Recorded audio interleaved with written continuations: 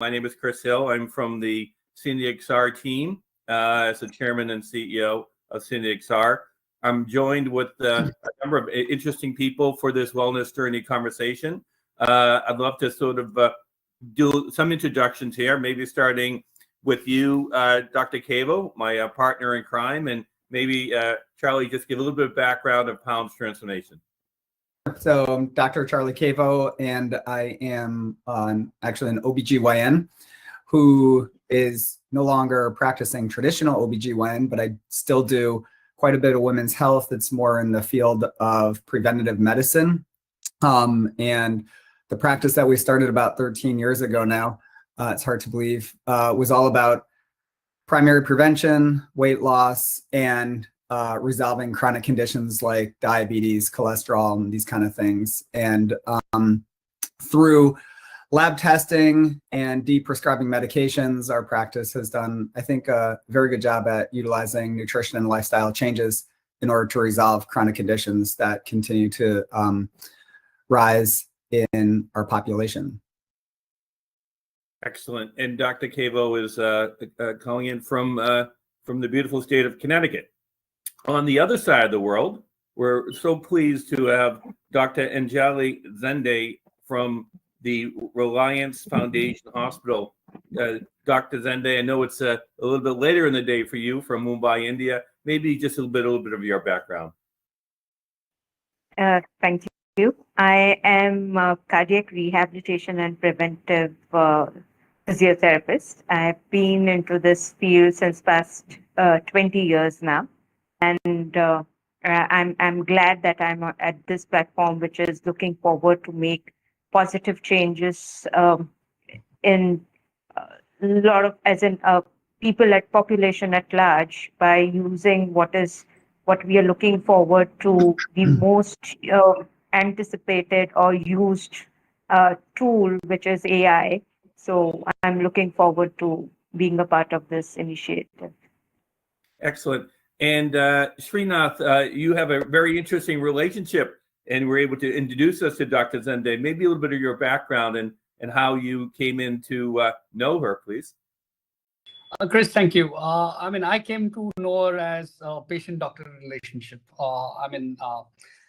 Very simple. I've been, I think, a beneficiary of her and her team's care and attention to my cardiac health. I'm a patient at the cardiac rehab center for over 2 years now, and that is why I think it's a phenomenal effort that all of them do at the center.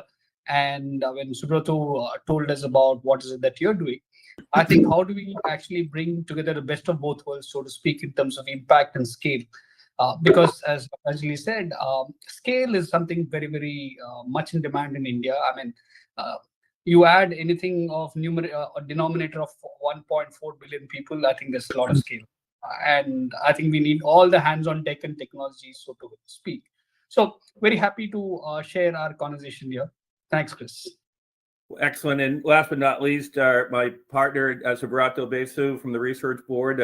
Subrato is traveling today. I can assure you that he is the most distinguished looking of at least the males on the call here. And Subrato has done an amazing job of connecting the East and the West on this call. And I want to say thank you, Subrato.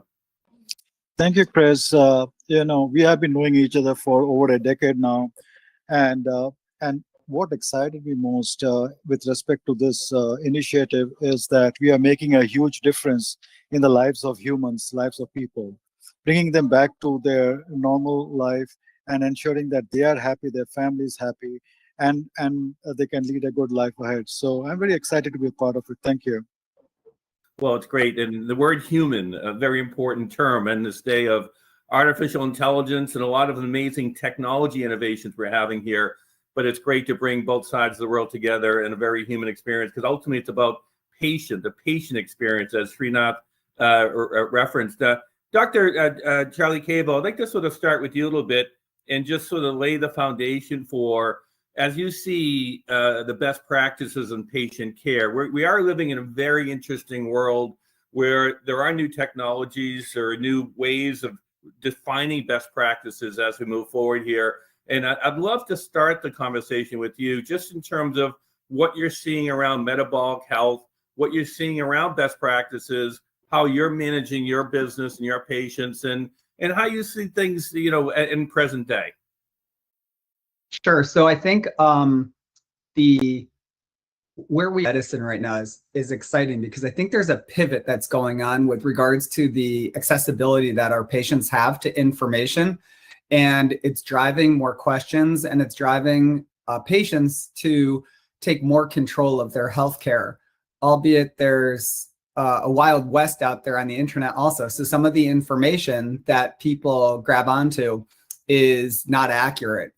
That being said, there's plenty of accurate information out there. And I think as patients become more advocates to their own healthcare, we're seeing an uptick in primary prevention, which I think is where medicine really needs to start going to. I think in the next decade, I hope that we see a trend downward of chronic conditions that don't need to happen if there's a preventative model that's more supported by traditional medicine. Instead of waiting for people to be sick and watching things get worse, I think we can be much more proactive in caring for people and making nutritional and lifestyle changes, and understanding patients are more curious about their health and preventing problems rather than having problems that are then given medicines to help them along the way. So I think we're in a space where primary prevention is coming online. It's coming online very quickly, and I think the medical community is doing a very good job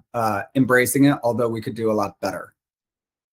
Dr. Zende, there's a very interesting use of terminology here, sickness versus wellness, and the patient's role in wellness, and your role as patients hopefully become more engaged around their overall wellness. Could you give us a sense from your background and where things look like there in India?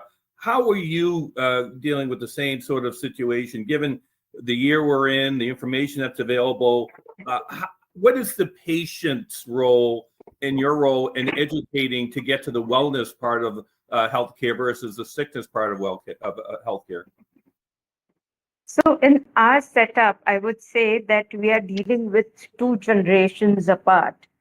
So one is the Gen Z, if I may call it, and then the generation beyond those, like probably me, Srinath, and the age group which is older. So the Gen Z, we are dealing with excessive information. Like Dr. Charlie said that, not all the information is relevant. So we are trying to be a step ahead of the Gen Z and trying to, kind of get the right information to them. So that's where the one part of the Gen Z we are dealing with, and the other population who is kind of ignorant and who believes in the way of traditional medicine, and it's no harm in why you can't be believing in traditional medicine. But there are these myths around the wellness, the exercise regime, post any event, post any procedures. And then there's the other aspect of which is called as the preventive. So here, what I would, the platform that I would want to use is to get the relevant information and to, kind of bridge the gap between both the generations, and kind of give the relevant information out to, like I've said, the population at large. So like rightly said by Srinath, that the denominator is 1.4 billion people. So if I'm able to reach out to these kind of people with the right set of information, it's going to be a great deal. Now, what I'm also kind of facing is the trend of health and diseases in India is the Gen Z has been through a different lifestyle habits, and the older generation has been through a different lifestyle habits, or lifestyle, not changes, but lifestyle. So yeah, I mean, bridging the gap between these two and reaching out to a population at large is something very, very interesting. Charlie, your thoughts? It's interesting, the discussion of Gen Z and the different age groups. It's fascinating. Your thoughts on that, sir? Yeah, I think that we see that here as well, with regards to information that comes into the office that, certain age populations will have more hands-on. There's even take-home labs. I don't know if you have those, but people are doing mail-in order sort of labs that's just interesting how they get this information and data that nobody's ordered. They've read about it, and they do a saliva sample or even a blood sample of different sorts, and they come in with data and labs that they are curious about getting answers to. And I think rather than push those people out the door and say that what they've done is not, traditional medicine, I think it's kind of wrong. I think that having an opportunity to educate and embrace new labs that are getting done and understand their curiosity and help them along in their health journey is an important role that we play as practitioners. It sounds like there's that's both, is that a double-edged sword in terms of the educated consumer, therefore it's the best customer? That's the old line we say in business. Do you find as well, Dr. Zende, that the information, the people coming in with some level of perhaps background that they learned on their own, is that helping with the efficacy? Is that helping the patient journey? People with knowledge and people who don't come with knowledge, both are a challenge. So giving the right information and holding back a certain set of people from their practices or their beliefs of what they know, and trying to impart certain relevant information to the ones who are ignorant or are not as much educated is also something, is a mix of people that we are looking out at specifically in the Indian scenario. So I'm at both the spectrums. Interesting, for sure. It's quite a balance. Srinath, we're lucky enough to have Dr. Zende, one of your patients, who's our good friend Srinath, on the call. Maybe if you could give us, Srinath, a little bit of your patient journey. You were in a situation where you had to very quickly go from your 4P consulting, more of a technology background, to becoming an expert in healthcare because it was your health. So could you take us a little bit on your patient journey and how you found the interface with Dr. Zende, and just in general from a patient's perspective? Well, what are your thoughts, sir? I think for a patient, especially a cardiac failure patient, to go from what you thought was a heart attack to subsequent heart failure and subsequent implant and so on and so forth, I think the first one that hits you is your mental and emotional health. You think you're the He-Man or Superman, so to speak, and you find yourself struggling for even basics. You're in denial. So I think my experience, I would probably bucket into 6 particular themes, so to speak, and I think we will get the benefit of 2 doctors being on call here. And I think the first one, community, Chris, that we've been talking about is patients need to know, one, they're not alone. Globally, they're not alone, and yet they are unique in terms of their health. So which means I often see patients compare notes with others, and I find it very strange. My heartbeat is very different from your heartbeat because we might be having similar symptom, but completely different roots of the problem, the age, demographics, medical profile.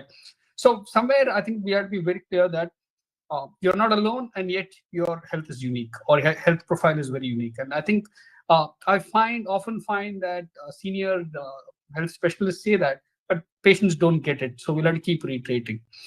2, I think I've heard Dr. Charlie say this often about health and wellness, right? So how do we demystify health when people want to feel kind of gloomy all the time?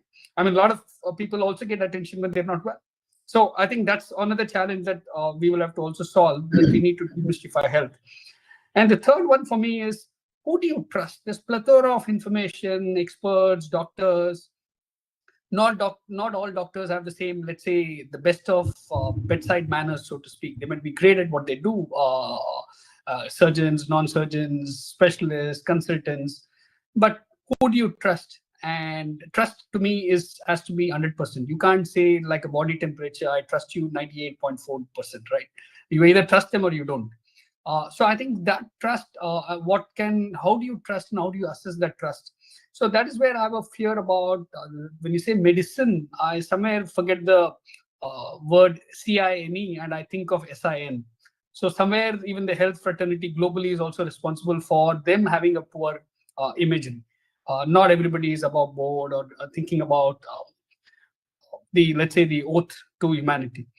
The fifth one, the fourth one, sorry, is to say that caregivers, I think we must demystify that you cannot go back to your surgeons and physicians daily. And that's something that every single day I'm grateful to Dr. Anjali and her team, because you need to have conversations confidentially without talking to 20 other people, without going to ChatGPT or Google search, right? And how do you make meaningful scientific-based conversation, even if you don't understand? Leave it with them and trust them to come back to you if it were urgent, and trust them to ignore it if they think you're just being paranoid about it. So I think the community of care providers, of specialists, I think is very important to build. And without it actually costing an arm and a leg and a heart. So how do you do that? And I think the fifth point I want to make is with internet, I think what we have had is over data fixation. I've seen doctors, I've seen patients at our clinic or in the hospital actually take a photo of the prescription on ChatGPT. And the ChatGPT is trying to do what a 30 or 40 year of experience surgeon is actually trying to figure out. It's remarkable, right? So also at the same time, what is relevant and sufficiency? In statistics, we always say relevant and sufficiency test. When do you stop and when do you say no more? We don't need to over test the patients. I think that's also about building trust. Last point, I think, how do we blend? To me, the question that I always ask is, why is it that, let's say, cardiac rehab is not available in every single hospital in India, every single cardiologist or cardiac surgeon is not using it, or so on? So how do we blend, let's say, seniority and expertise and skills with modern day, both technical skill sets, support kit systems, as well as let's say, molecular science progresses? Can you experiment with drugs? I mean, I'm not saying all drugs are great, but sometimes with molecular developments, you must be able to experiment with certain things. I think we'll have to blend both. How do we bring all of this? To me, this is what I've observed in the last 2 odd years of saying that if you can keep your, as a patient, my job is to turn up every single day, positively say that I'm going to get healthy and follow instructions and not overdo it at the same time, and be honest. I think that honesty is underrated. If at all anything, I would call this brand as honest. I think that's what we need to bring, honesty to the entire conversation. Well, Srinath, excellent points. And one in particular, your phrase, "you are not alone," that really resonates, I think, probably for all of us on the call. It certainly does for me. One of the key value of SindyXR, as you know, is to really understand that feeling of aloneness. SindyXR, as you know, between doctor's visits, it's really the question: what happens in between doctor's visits? You meet Dr. Cavo, Dr. Zende, you have a diagnosis. Sometimes it's really literally rocks your world in terms of that diagnosis, maybe something you didn't expect. And it is a very lonely period in between those visits. And we have seen directly the ability for, in our case, Dr. Cavo and his team proctoring a discussion of patients with like-minded conditions in between visits. And when you do that, it's fascinating to see that whereas you have a one-on-one conversation with a doctor that may involve different things like an A1C reading or a PSA or whatever that may be. But when you're in discussion or with like-minded people with the doctor oversight, you talk about things like loneliness, how you're coping with your condition, how are you sleeping, how are you getting through the day. And the more of that's factored in, I think, perhaps it's hard to judge, perhaps the efficacy isn't as objective and numeric as you would see, but I think clearly the human aspect of the communication is really so important. Subrato, I'd like to just turn it to you briefly, sir. we're now getting into an interesting situation where we're talking about education, a world that you well know from your background at Gartner and the Research Board, in the combination now of perhaps traditional medicine, perhaps untraditional medicine, but now involving new technologies, and even now with the advent of AI. As you look at the current world from your perspective, Subrato, what do you see? First and foremost is that with the advent of AI, people without the medical degree have access to insights. So the huge knowledge bank, which is available worldwide, is now made so easy, and people are able to take the second opinion and the third opinion using artificial intelligence. So that's one. Secondly, what I've seen is that it's all about data. The data. So the moment you collect all the data talks to you. How do you decipher the data and apply the data from its bits and bytes to a practical utility in improving lives of humans is extremely important, and that's where technology is playing a very important role. And in my one of the earlier discussions we all had, Dr. Cavo had mentioned that his main role is to move patients to a deprescription mode, okay, using nutritional engineering, okay, which was very important. So when you look at all these aspects of it, the bottom line is community knowledge, the knowledge bank which is available, using technology like artificial intelligence and deep learning, etc., to mine the data to give outputs which are relevant to humans and to people who are accessing it. And the research companies are now playing a more important role in looking at how the frontier technologies are playing an important role in ensuring that the world is a safer place to be in. So that's what I would say. Well, Yes. indeed, a very good message, the world being a safest place to be. As we finish up here, let me just sort of do an exit question here, starting with you, Dr. Cavo. As you put your futurist hat on, and as you think about what the world could look like over the next 3 to 5 years or so for medicine, what are some of the things that you foresee that's going to materially help and change perhaps the way you do business and how you interface with your patients? And what are some of the things you would hope to see over the next few years, and to give us some hope for the care moving forward? Yeah, I wish there was more time to talk, because the points that just got brought up, there's so much to unpack. And it just, these kind of conversations, they're fun. But when a patient talks and tells you what their perspectives are, it becomes just a hot rod of like, okay, now you just lit me up.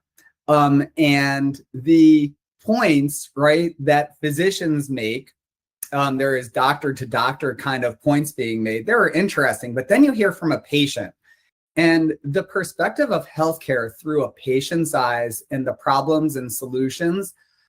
I don't even know where to begin with what was shared, but I think what resonated with you, Chris, with regards to community and what happens when a patient leaves the doctor's office is key. And I see it all the time in patients. They want to be part of a larger movement that is in line with their health situation. I think that people like knowing that they're not their own, that they're supporting actors and actresses that are going through very similar health problems, and having dialogue with those people and understanding their obstacles and their solutions, I think is critical to a healthier mindset. So there's not so much doom and gloom with regards to what you might be challenged with when it comes to your health, because maybe in those group sessions, you can see people on the other side that have gotten cures and have gotten answers and those sort of things. So I think that a platform like this one, or others, where you can bring in knowledgeable healthcare providers that are specialists in certain entities of diagnosis and share information that's on par and accurate with people with questions. is just, I think, a very exciting place to be in preventive medicine and health and wellness.